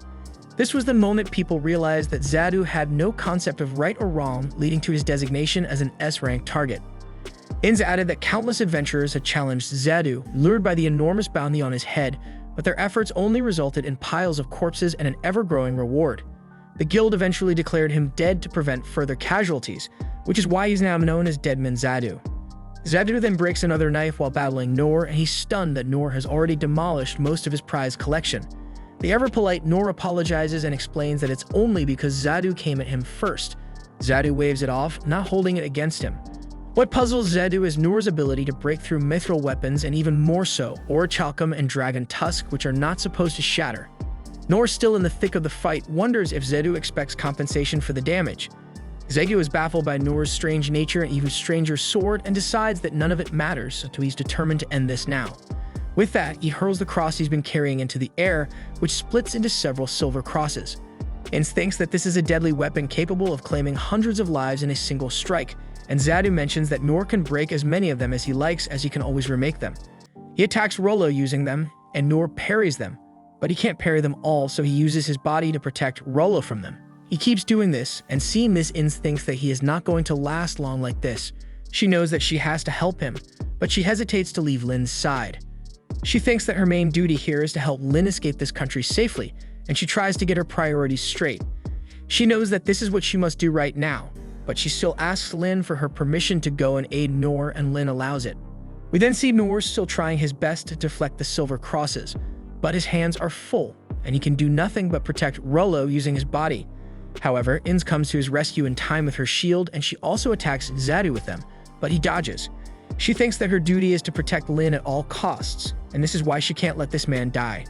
She apologizes to Noor for being late, and he thanks her for saving him. Inz launches another barrage of attacks with her shields, but Zedu manages to dodge every single one with alarming agility. Noor watches in awe as Inz uses her shields like swords, but he quickly notices that Zedu is slipping through her defenses. Inz, sensing the stalemate, tells Noor that they need to change tactics. She decides to focus entirely on defense, asking Noor to take care of the offense. Noor is analyzing the situation and realizes that while Zedu's blades are fast, he's dealt with birds faster than them. He then spots the claws of the toad lying around and devises a plan, so he instructs Inz to lower part of her barrier on his signal, and she trusts him enough to comply. Noor channels his energy into his right arm, hurling the broken claws of the silver crosses just as Inz drops the barrier. The plan works. Some of the crosses are destroyed, and Noor is relieved to see his strategy paying off. With plenty of ammunition left, he continues to take down more of the crosses using the same technique. As they make progress, Zedu suddenly shifts his focus to Inz, launching a surprise attack. Noor reacts just in time, parrying the blow and saving Inz. Zedu is taken aback, especially when he sees that his adamantite knife has shattered. He mutters about needing to recoup his losses and attacks Noor again, but Noor once again deflects him, asking Zedu to quit with the sneak attacks. Zedu is still perplexed and can't shake the feeling that there's something off about Noor's sword and about Noor himself. He wonders how Noor can even see and block his attacks, but Noor simply shrugs it off, saying he just manages. Realizing he's losing too many valuable weapons, Zedu finally decides to call it quits. He mentions hearing about a grand festival in the capital, but admits that after what happened here, he's no longer interested. Inz presses him for more details, but Zedu only knows that it's supposed to be something big. He then casually announces that he's heading home, but not before pointing out how strange Noor really is. He mentions that he's met a lot of nut jobs in his time, but Noor is on a whole other level. With a parting shot, Zedu tells Rollo to consider himself lucky for being spared today. Still, he can't resist one final surprise attack, but Noor blocks it effortlessly. With a smirk, Zedu surrounds himself with black smoke, and just like that, he vanishes. Lin is recalling that Zedu mentioned something about a festival in the capital and wonders if Noor is interested in checking it out. Noor considers it and decides they should head back. Rollo, however, looks terrified at the idea. Noor notices this and reassures him that they won't take him to Mithra, but the capital should be safe enough. Rollo, with a nervous tremor in his voice, tells them it's no use going to the capital. Noor is puzzled and asks what's wrong and whether there's an issue with taking him there. Rollo hesitates, then asks if they're from the capital. When Noor confirms they are and mentions that he was planning to drop Rollo off there, Rollo's fear deepens. Rollo warns them not to go to the capital, explaining that he's heard rumors of an impending disaster, something far worse than the Black Dragon of Death. He talks about a colossal monster that's supposed to appear, one that will bring destruction unlike anything they've seen before. Noor is taken aback and realizes the gravity of Rollo's fear. Lin, clearly worried, and insists they should head back to the capital immediately. Noor agrees, but Inz hesitates, refusing to escort her back. She reveals that Rien had specifically ordered her to take Lin away from the capital for her safety. Lin, however, isn't surprised, so she calmly explains that she understands her brother's intentions, but running away won't solve anything. She stresses that they must return to the capital and report the imminent danger. Inz is still reluctant and tries to argue, but Lin reminds her of what happened to the demon folk when they lost their home. They were left with nothing, scattered and vulnerable. She warns that the same fate awaits them if they flee now. Seeing the determination in Lin's eyes, Inns finally relents. She agrees to return to the capital, but only on the condition that Lin stays by her side throughout the entire journey. Noor then turns to Rollo and asks what he wants to do, giving him the option to part ways if he doesn't wish to come with them. Rollo, after a moment of hesitation, agrees to accompany them. He admits that while he may not be able to do much, his people are indeed the root of this trouble. Noor, with a nod, acknowledges that the demon folk have a tough life. Lin, observing Noor's expression, assumes he must be deeply troubled by the boy's background. But in reality, Noor is just sulking over missing out on tasting the poisonous toad. The scene shifts to the four of them making their way back to the capital. Lin feels a bit uncertain about the journey ahead, but she gains confidence knowing she's with the man who defeated the Black Dragon of Death and fought Deadman Zadu to a draw. Her duty as a princess is not to flee, but to ensure that this heroic figure, who seems to have leaped straight out of legend, reaches the capital safely, even if it means sacrificing herself. She firmly orders Inns to go as fast as possible, and Inns complies without hesitation. The scene then cuts to the capital, where we find Reen walking through a town that has been reduced to ruins. Dakin approaches him, reporting that they've successfully evacuated most of the citizens from the old town to the square, and that the 6 sovereigns helped repel the enemy's ambush. Reen is relieved but remains cautious, knowing that this isn't the end. Dakin adds that the Shadow Company is thoroughly searching for any signs of the enemy, but has found nothing. Reen, however, is certain that the enemy is biding their time, waiting for the perfect moment to strike again, likely aiming to exploit their weakened and scattered forces. He ponders which direction the next major attack will come from and even considers the possibility of an attack from the sky. Dakin assures him that the Hunter Court has confirmed no flying beasts are present, but Reen notices something strange, a distortion up in the clouds. He quickly uses his Uncover spell to investigate and is horrified to discover that it's none other than the freaking legendary Dragon of Calamity. The story flashes back to Noor's childhood, where his father tells him about dragon slayers. He explains that a dragon who causes destruction is called an evil dragon, and an adventurer skilled enough to defeat such a beast earns the title of a dragon slayer. He adds that every part of a dragon, from its claws and fangs to its bones, is incredibly valuable, often used to craft weapons and medicine, bringing great wealth to those who harvest them.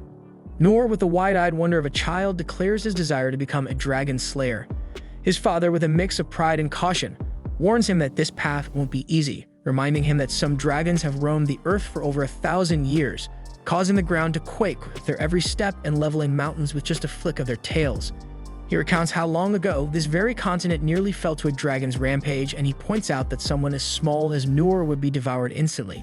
But despite the warning, Noor clings to his dream of one day becoming a dragon slayer. Fast forward to the present, Noor senses something ominous while traveling by carriage, though the others remain oblivious. So Noor points out the source, and Lin realizes it's the Dragon of Calamity. The scene shifts to the capital, where fear grips the citizens as the dragon soars overhead. Reem, with his sinking feeling, wonders if the Empire even understands the catastrophic force they've unleashed. Dakin speculates that the dragon should still be in its dormant state since it's only been 150 years since it last awoke. However, Reen grimly realizes that Mithra has disturbed its slumber, unleashing this ancient terror for the sake of human conflict.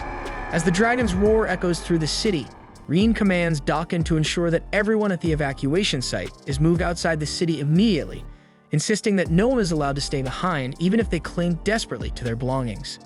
As the evacuation begins, Mayan observes the chaos. She notes that the 6 sovereigns, the kingdom's mightiest warriors, are scattered and that all the evacuation routes are blocked. Despair creeps in as she considers how dire the situation has become. Meanwhile, the 6 sovereigns are locked in battle with monsters, both within the city and on its outskirts, unable to turn their attention to the dragon.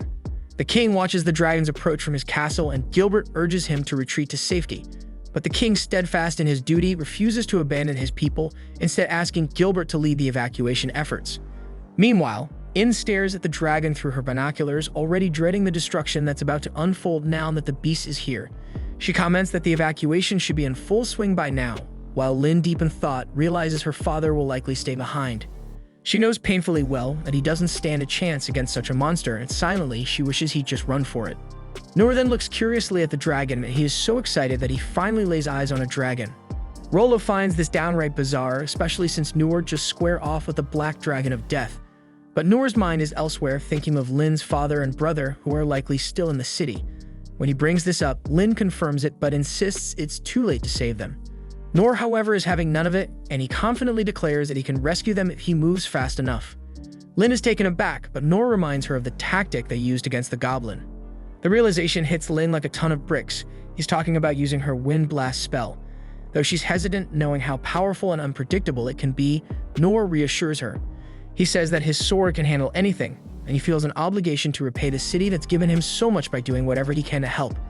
He believes that if it's just about getting her family out, they might just have a shot, and this sparks a flicker of hope in Lin. She can't believe she was ready to give up without even trying, and she knows that Wind Blast wasn't designed for this, but she knows her master doesn't exactly follow the rulebook, so she casts aside her doubts and decides to agree to his plan. Meanwhile, in the capital, the king recalls the time Doraitas boasted that he could easily wipe out the king's tiny nation if he wanted to. Yet even with this threat looming over him, the king refused to hand over the Dungeon of the Lost.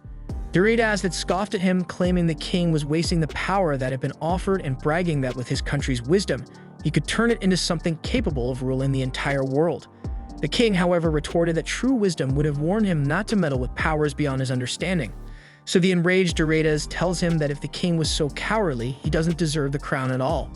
Reflecting on this, the king realizes that to Doraitas, nothing mattered as long as he could get his hands on the Dungeon of the Lost. The king admits that he underestimated Doraitas, never imagining he would go to such extremes to achieve his ambitions. As he stands atop the castle, his thoughts drift to his daughter, hoping she is safe. He chastises himself for thinking of her at a time like this, admitting that Doraitas was right. Maybe he doesn't deserve the crown. He mutters that perhaps a sword would suit him better, and with a heavy heart, he apologizes to his citizens for leading them on a fool's errand. Although he knows he can't atone for his mistakes, he resolves to at least take one of the dragon's eyes. Outside the capital, Ains creates a cylindrical shield and asks Noor to position himself in front of it. As Noor takes his place, he notices that something feels different this time. Lin then layers 7 spells on top of the barrier to amplify its power, and seeing that Noor isn't so sure about doing this now. Lin, oblivious to his hesitation, tells him to brace himself because this impact is going to be even stronger than the last one. And with that, she casts her Wind Blast spell. After that shit, Noor is nowhere to be seen, and Rollo isn't sure if Noor could have survived something like that. Meanwhile, the dragon approaches the king, ready to unleash its deadly breath. As the prince watches, he realizes that this is the same devastating move that once razed an entire continent, and the king knows he won't even manage to take a single eye from the beast. Accepting his fate, the king grips his dagger, hoping to at least show the dragon what human resilience is made of. The 7 sovereigns notice that the king is holding the blasting sword, pouring every last drop of his mana and his life force into one final desperate attack. But just before the king can strike, Noor suddenly reappears, parrying the dragon's face and diverting its deadly breath. The onlookers are stunned as the dragon crashes to the ground. The mighty beast, now covered in dirt, finds Noor standing defiantly before it. The dragon can't believe that a mere human has dared to stand in its way, and it starts declaring that the world is ruled by the strong preying on the weak, and it's outraged that Noor would dare to defy this natural order. So it roars, determined that it won't let this pass. The dragon then lashes out with its tail, but Noor effortlessly parries the attack, sending the dragon tumbling once more. Noor realizes he narrowly escaped death and recalls how Lin's spell had knocked him out for a second. When his sword crashed into something, it jolted him back to consciousness, and with him drawing on his physical enhancement, he ran, allowing the Wind Blast to carry him forward. He couldn't stop even when he reached the city wall, so he had no choice but to leap over it. The boost from Lin's spell sent him soaring farther than expected, putting him on a collision course with the dragon. Thinking quickly, he parried the dragon's breath attack, saving himself in the nick of time. Back in the present, Noor is just relieved to have survived and takes a moment to heal himself, all the while thinking he'll need to have a serious talk with Lin about not doing that ever again. He notices that the dragon's breath, which seems so terrifying at first, was surprisingly easy to brush off. The creature's massive size no longer intimidates him, and after enduring the shock of Lin's magic, he finds that fear is no longer in his vocabulary. As the dragon gets back on its feet, Noor begins to think that in his current state, he might actually stand a chance against it. Meanwhile, Lin and the others have finally arrived in town. Inns quickly informs Lin that they need to grab the king and get out of there while Noor is keeping the dragon busy. But before they can move, Rollo warns them to watch out for some incoming rubble. Inns barely manages to protect them, but they end up falling from their horses. Keeping her barrier up, Inns instructs Lin to stay behind her, and that's when Lin spots 3 goblin emperors right in front of them. She notices that these are smaller than the ones she and Noor faced together, but she knows they're still formidable foes. So she wonders how she should approach this battle and starts thinking about what Noor would do in this situation. With newfound resolve, she tells Inns there's no need to fear. After all, they're just goblins. Inns agrees, especially since compared to the Dragon of Calamity, these goblins are nothing. so they stay calm and prepare to face the Goblin Emperors. The monsters charge with clear intent to attack, but Lin quickly fires off some ice lances. Unfortunately, the attack does nothing, and just as the goblins are about to strike, Rollo commands them to stop the last possible second, and this gives Lin the perfect opening to cast his spell, freezing the goblins in their tracks. Inns then shapes her shield into a divine sword and uses it to slice through the frozen monsters in one swift motion. Watching this, Lin is in awe. It really does live up to the title of a divine sword. She's also surprised that Rollo was able to stop those monsters with just a single command. It's hard for her to believe that the demon folk possess such power, and seeing the young boy muster all his courage inspires her to give it her all as well. Meanwhile, Noor keeps parrying the dragon's attacks, and the dragon is getting seriously annoyed. We notice that Noor's parries are actually damaging the dragon's claws and scales, which is a big shocker to the dragon since they're supposed to be indestructible. Noor is just as surprised to see that his sword isn't even chipping, no matter how hard he swings it, and he wonders what kind of magical weapon this is. But then he decides it doesn't matter, as long as he has this sword he can win. The dragon, sensing a true challenge, finally accepts Noor as a worthy foe and takes to the air. Charging up a devastating breath attack, the dragon unleashes its fury, but Noor deflects the attack like it's no big deal, leaving everyone, including the dragon, completely astonished. The dragon roars in frustration, and Rollo explains that it's angry because it has acknowledged Noor as a legitimate threat, but Noor hasn't given it the same respect in return. The king notes that dragons are incredibly prideful creatures, and the Dragon of Calamity, which once had absolute confidence in its power, is now beginning to waver.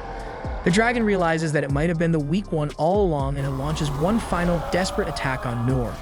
But Noor parries again, and this time he manages to slice off one of the dragon's claws. The dragon, finally humbled, bows down to Noor, calming its rage. Rollo sees this and mentions that the dragon's bow is a stance of submission, but Noor, still confused, wonders what's happening.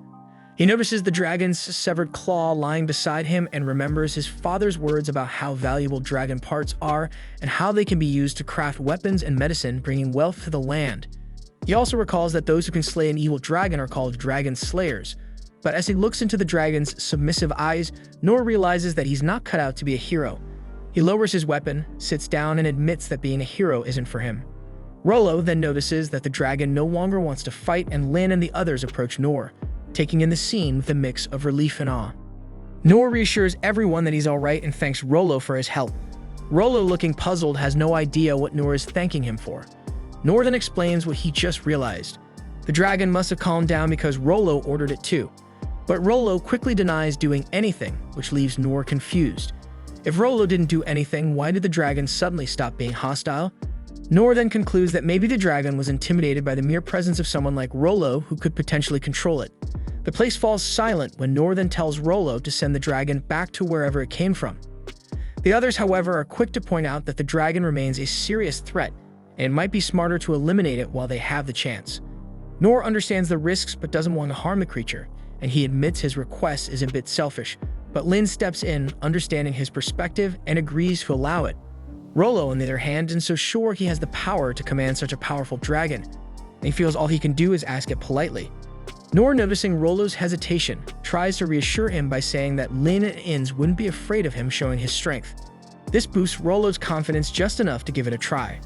Rollo successfully communicates with the dragon and tells Noor that it is willing to do whatever its master commands. The girls are dumbfounded by this revelation, while Noor, still a bit clueless, assumes the dragon must be referring to Rollo as its master.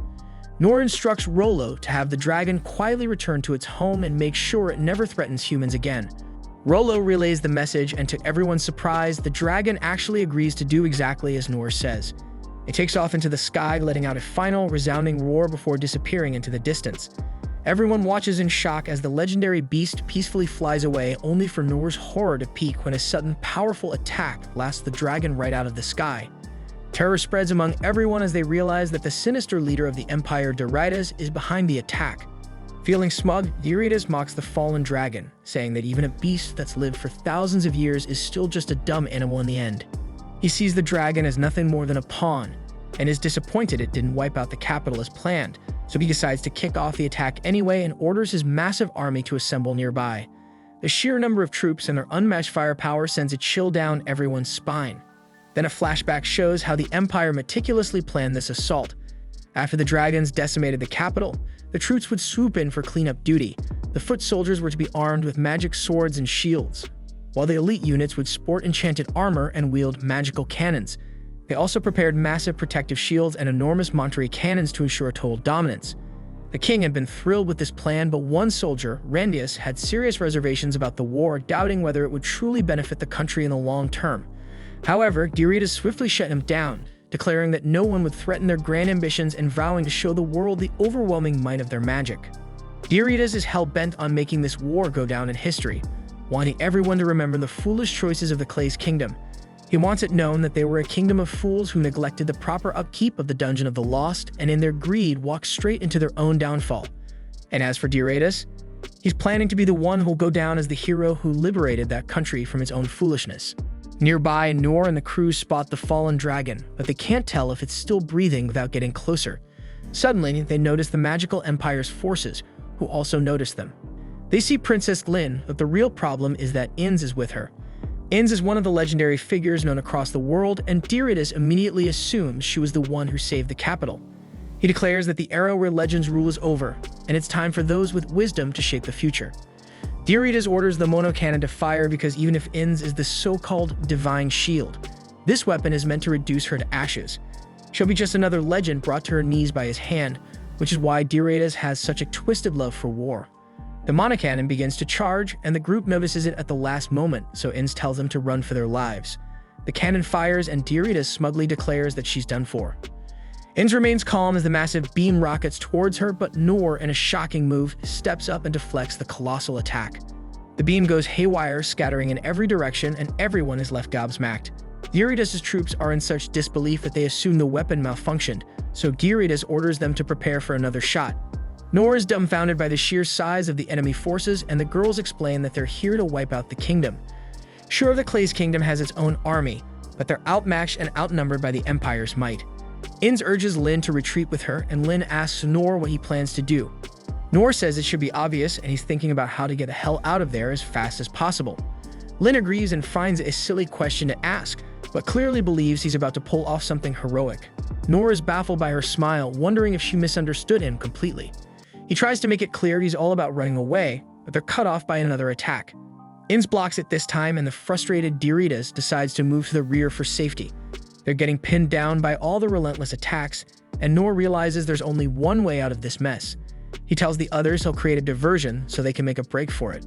Noor thinks he's useless in a fight, but if there's one thing he's good at, it's running like hell. Looking back, we see that Noor honed his escape skills by running from literal swarms of bees, so his big plan is to dash around the battlefield like a madman. Lin, thinking she's being helpful, decides to give him a little boost. Noor's eyes widen in horror as he realizes she means to hit him with her wind blast again, but she swears she'll control it better this time. Noor then tries to explain he isn't planning on dying today, but it's too bad there's no time for chit-chat. Another attack is incoming, so Noor boosts himself with all he's got and Lin blasts him off. To his surprise, Noor is able to deflect the Empire's attacks as he soars across the battlefield. There's no turning back now, so he barrels straight at the massive army. With the parry skills he's practiced for years, Noor starts disarming troops left and right. His main goal is just to buy time for the others to escape, so he was full whirlwind mode, parrying anything in his path. Diritas is losing his mind watching his troops get humiliated, and Noor suddenly shows up right in front of him. All the weapons Noor parried earlier have been flung into the air, and now they come raining down on the soldiers. Even the massive shields got flipped by Noor, and Diritas just can't wrap his head around how this guy is breaking the laws of physics. Noor's chaos doesn't stop, and Diritas is now trying to figure out who the hell he's dealing with. Noor ends up right in Diritas' face again, and it dawns on Diritas. This is the dude who was standing next to Lin just moments ago. Diritas is stunned, wondering how Noor closed such a distance. Even more confusing, Noor is ignoring everyone else, laser focused on him. Panic starts to set in for Diritas, realizing that Noor might actually know he's the Emperor, and his freakout reaches a new level when Noor grabs hold of him. The panicked Diritas tries to calm himself, reminding his frazzled mind that his armor and sword are crafted from some of the most powerful materials known, so he decides to make a stand and fight back. But before he can even swing, Noor zooms right past him. Thinking Noor has chickened out and fled, Diritas feels a brief moment of relief, until he starts getting slammed around by his own cannons. Noor is zipping around the battlefield like a lunatic on a caffeine rush, and reality comes crashing down for Diritas. His once mighty army is getting absolutely wrecked, and those supposedly impenetrable shields that could withstand a dragon's breath Now they're nothing but trash. So in utter disbelief and rage, Eurytus demands to know just who the hell Nor is. Suddenly, Eurytus spots Clay's black blade, the prized relic that was once displayed behind his throne. A cold wave of horror hits him like a slap to the face. That sword is his ultimate obsession, the one dungeon relic he desires above all else. What freaks him out even more is that this sword is forged from some unknown metal and is supposed to be ridiculously heavy and impossible for any normal human to lift. Even the absurdly strong King Clays needed 2 hands to swing it. Yet here's Noor, effortlessly tossing it over his shoulder like it's a toy. Eurytus is downright terrified now, realizing that Noor has single-handedly wiped out his entire army and is probably keeping him alive just to torment him. The fear overwhelms him so much that he actually wets himself and he bolts like a scared animal, hopping onto his horse and fleeing from Noor as fast as those hooves can carry him. Then we shift back to the battle from Noor's point of view. After he parried the soldiers' weapons, he felt relieved to finally have a moment to stop. He then noticed the king behind him, who seemed to be just a plain old man in shiny armor, and wondered why such a frail-looking elder was on the battlefield at all. Even the horse the king rode was decked out in sparkly gear, but Noor couldn't see anything particularly special about the guy. As he stood there, he realized that the weapons he had parried were falling back to the ground. So he snapped out of his random thoughts, and he rushed to parry the weapons again before the soldiers could grab them. He knew he had to keep doing his best, parrying whatever he could. Then he noticed the mana bulkheads and decided to parry them too, even though he had no idea what they were. A moment later, he stopped by the king again, still wondering who this old man could be. But he then remembered that the soldiers might recover their weapons if he rested for too long, so he resumed parrying them once more. As he took a moment to catch his breath near the king again, the king seemed to recognize him. Noor wondered if this old man actually knew him and headed toward him, thinking he had never seen him before. But the king is clearly terrified and draws his sword, ready to fight Noor. But Noor decided not to bother parrying the old man's sword, figuring he wasn't a real threat. So he moved past him and went on to parry the magic cannons too. A moment later, the cannons landed near the king, and Noor continued parrying anything else he could find while thinking that if the old man stayed on the battlefield, he would probably just end up hurting himself. So Noor approached him once more. The king, trembling, asked why Noor hadn't killed him yet. Noor realized the old man believed he was there to take his life, and he couldn't blame him for thinking that, seeing as he was holding a sword, so he decided to reassure him that he wasn't after his life. So Noor laid down his weapon and tried to tell the king not to be afraid, but he was too out of breath to speak. He offered a smile to show he meant no harm, but the king took it the wrong way, mistaking it for a threat, and fled on his horse in a panic. Noor then starts feeling the effects of moving so fast across the battlefield so quickly, his chest tightening as he coughs up blood. The soldiers of Mithras seize the chance and begin to surround him, so he realizes he has been too reckless, and he knows he can't recover from this level of exhaustion with his low-level healing spell. Then as the soldiers close in, he feels a wave of dizziness and thinks this might be the end. His vision blurs, but he hopes that Lin and the others can escape safely. Just then, a long-range attack hits the Mithras soldiers, and Noor recognizes the skill. It's Mayan's. Gilbert arrives next, using his Dragrave skill to clear out the soldiers around Noor. Noor feels relieved to see him, even if he still can't remember his name exactly. Gilbert is shocked at the destruction Noor has caused, and soon after, Sig appears and apologizes for being late. Noor then recognizes him, though Sig does not remember Noor. Still, Sig thanks him for holding the line and assures him they will take care of the rest. He and Gilbert charge forward, taking down any soldiers they meet. Noor watches, thinking this is the kind of swordsman he always wanted to be. Meanwhile, Sang shakes his head, amazed that Sig is fighting so wildly, even after being warned not to go overboard. Oken feels overwhelmed by the number of enemies, thinking it's too much to handle. Sang points out they can't get information from corpses, and he jokes that the living is more helpful, especially when you can bring back their limbs and keep amputating them during torture. Oken looks horrified and Sang laughs, saying he's just kidding. He then mentions that Oken's mages should be arriving soon and tells him to get ready. And when the mages appear, Oken casts a spell called Earthbind, pinning the soldiers to the ground. Dando's forces charge at them next, and Sang notices that Oken seems to be enjoying himself. Oken smirks, saying he always loves a good battle, and decides to add the finishing touches. He traps the soldiers inside a massive stone cage, and Sang realizes it's his turn now. So he decides to save the survivors and help them find a better path. Meanwhile, Noor is surprised to see all the instructors who used to teach him gathered here, and he feels glad to see them again. A few of the instructors also recognize Noor, and soon after, Lin heals him. He thanks her for her help, but she tells him to rest a little longer. But Noor insists he's fine now, though he admits to himself that he's feeling really hungry.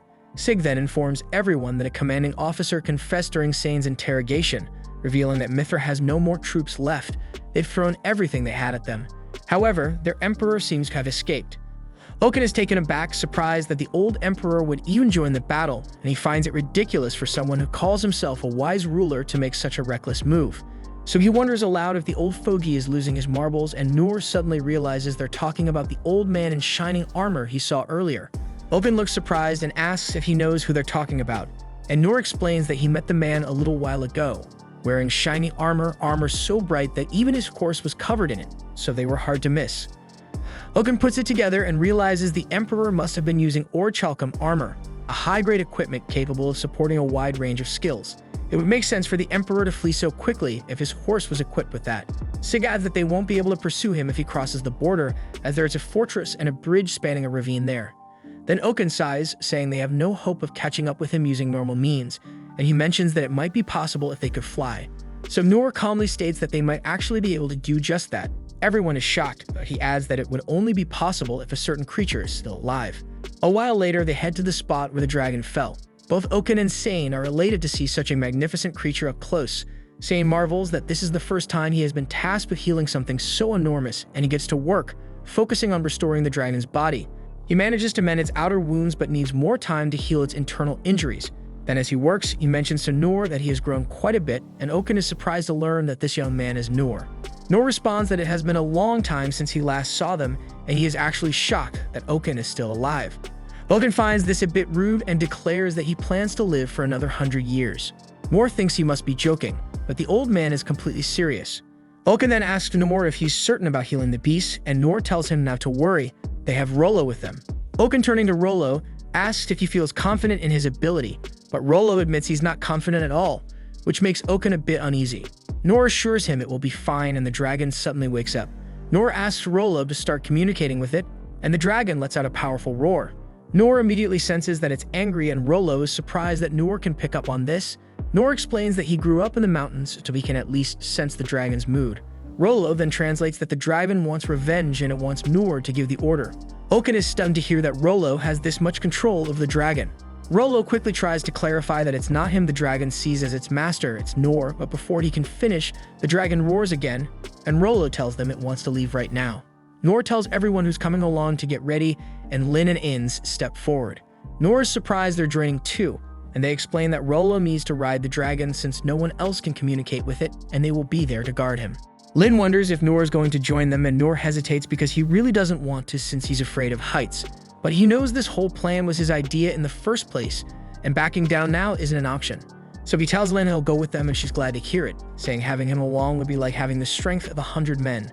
Sane adds that he's coming too, as he has a responsibility to care for his patient until the end.